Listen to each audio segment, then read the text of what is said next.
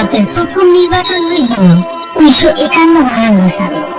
17 কোটি ভারতীয় প্রথমবার ভোট দেবার সুযোগ পেয়েছিলেন সুকুমার সেনের জন্য। ভারতের প্রথম মুখ্য নির্বাচন কমিশনার ছিলেন তিনি। এমন অসম্ভব কাজের দায়িত্ব এর আগে কাউকে দেওয়া হয়নি। না ছিল পরিকাঠামো, না প্রযুক্তি। 21 বছর বা তার বেশি বয়সের 17 কোটি ভারতীয় ভোট দেবে। তার মধ্যে 85% পড়তে বা লিখতে জানে না।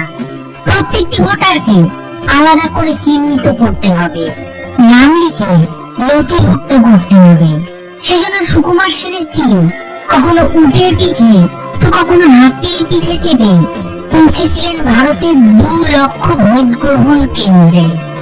ভোটারদের জন্য লক্ষ লক্ষ ব্যালট বাক্স তৈরি, ভোটার লিস্ট ছাপানো, প্রিসাইডিং অফিসার নিয়োগ করা এবং শান্তি শৃঙ্খলা রক্ষার জন্য পুলিশ কর্মীর ব্যবস্থা করা ছিল চ্যালেঞ্জিং কাজ।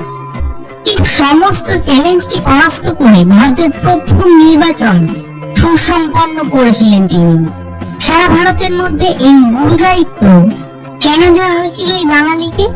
22 বছর বয়সে সুকুমার সেন যোগ দিয়েছিলেন সিভিল সার্ভিসে। সে সময় ভারতের বিশিষ্ট গণিতবিদ হিসাবে পরিচিত ছিলেন তিনি।